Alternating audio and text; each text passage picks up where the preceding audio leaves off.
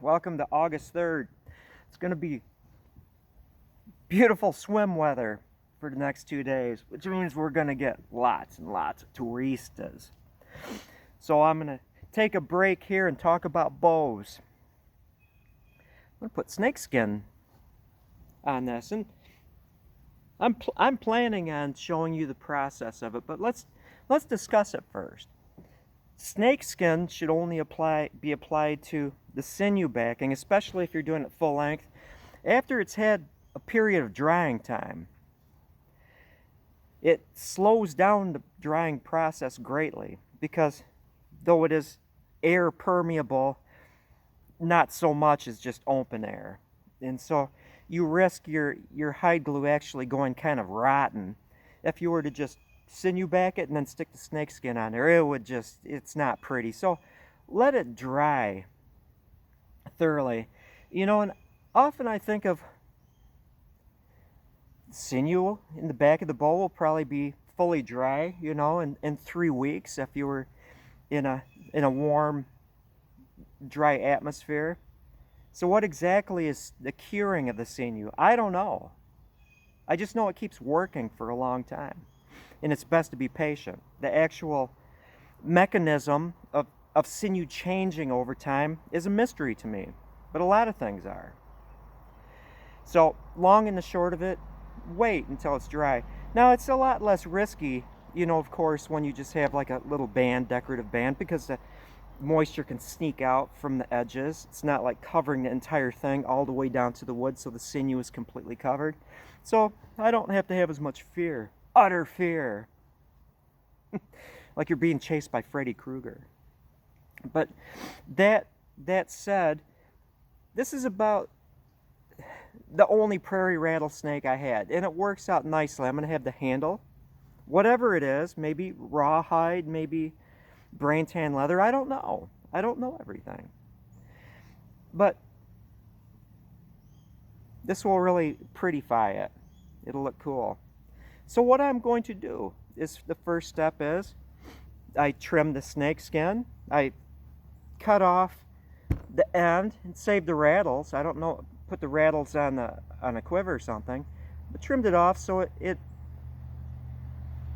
is wide enough at the end. I think this is the end, the tail end. Then folded it when I had it in half in 2 sections here.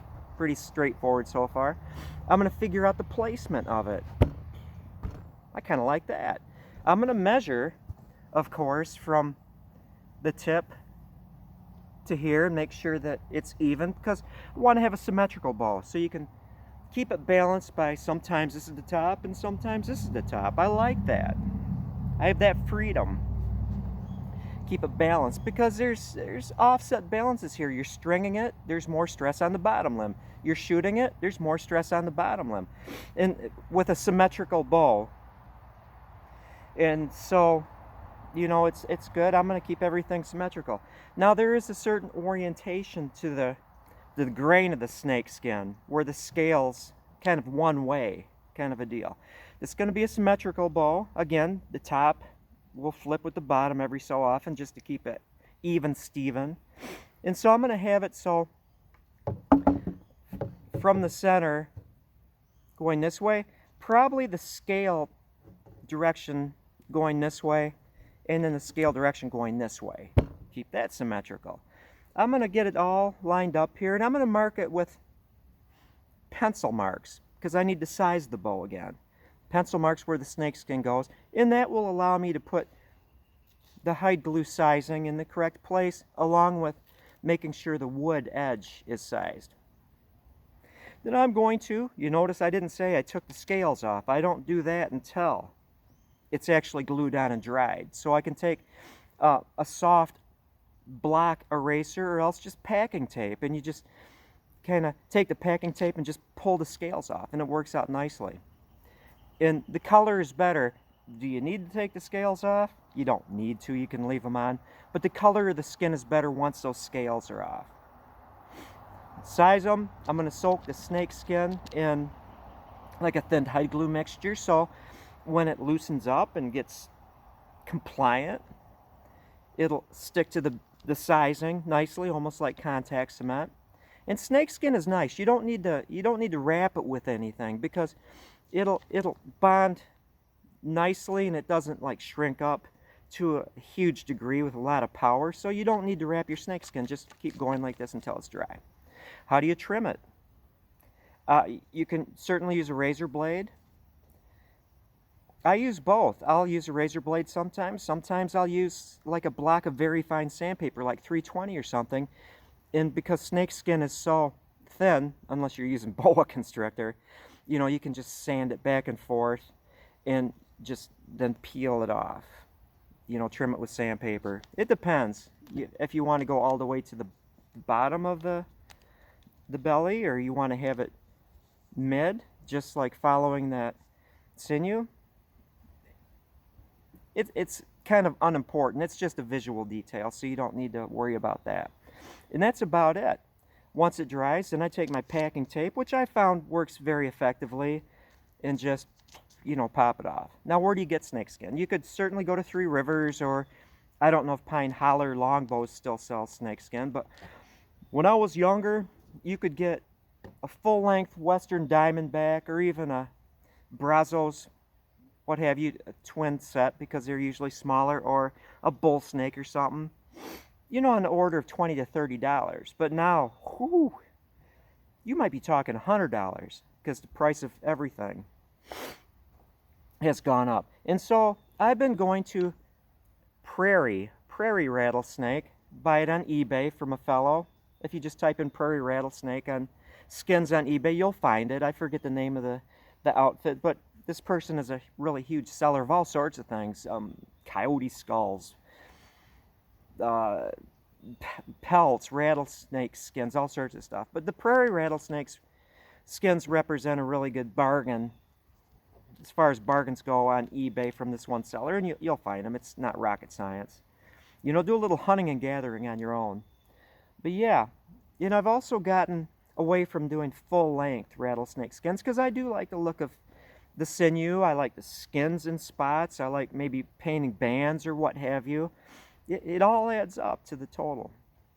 Now, as far as that goes, you're all aware, every single one of you in the universe, that this is a rough, unwrapped, when I did it, backing, and so there's crevices. Well, you know, you could certainly just stick it on there and you'd have gaps underneath it, in lines, in those little crevasses. It's of no consequence because the snakeskin is not structural. It's just visual, really. But I'm going to take a stiff paintbrush and just kind of working probably from the center. It'll stretch. It may not matter, but taking a stiff paintbrush and just kind of dabbing it into the crevasses in the sinew. But again, you know, you very well might have like a line in the gaps of your rough sinew backing. Might not bond 100%, but it's not going to kill your bow. You probably won't even notice it. It's hidden under the snakeskin. Well, that is about it. I was studying this and looking down it. It's like, you know, really, it's got a good taper. It looks like a bow. It has a thickness that I like through the handle. Hey, that looks good. And it's got an even taper, thanks to my Scribe-O-Matic. And along the length, I don't see any like, where it gets thicker or thinner. I betcha, and I might commit myself to doing this. I might actually make the string grooves and just string it up. That's a fatal mistake in many cases. Because if you take a bow that's not fully balanced and tillered and you just decide, oh, I'm going to just string it, usually you get like one limb that's like whang, way bent, and the other one is stiff. And the potential for ruining that bow is great. But I'm feeling kind of spicy here. I might just on the video, and trust, I haven't done any like tillering on this thing whatsoever. I'm looking at it visually and it looks like a bow. I might just push my luck, put maybe just a single string groove in each end and just string it up like a bow. Show it on video. You know, if it's not perfectly tillered, if it looks kind of ugly in the bend, You know, it is what it is. Maybe I got lucky. Maybe just by looking at it, I made a bow without tillering. I actually finished sanded it with 320. You know, I'm ready to go. And now when it's sitting on the table, pretend it's on the table, people are walking up. All the numerous and sundry visitors that we have here every single day from morning till night, day after day after day. See how I didn't complain? Well, look, oh, you're making a bow. You know, so that's a good sign right there. Anyway, try this in a small town. My Jason Aldean shirt. And for those of you who are bugged that the video has changed, so they've weeded out some of the scenes that were important to the structure of that video, don't blame Jason Aldean. That was Fox, the Fox network that pulled those things. You know, that's why I get my news from the AMs. I listen to AM radio. I don't trust any legacy news syndicate. You know, they're all bought and paid for. Which probably explains, this is my politics for the day, why they want to eliminate AM radio from cars. Oh, gee. That's a big mystery. Have a good one. Here's a beauty shot.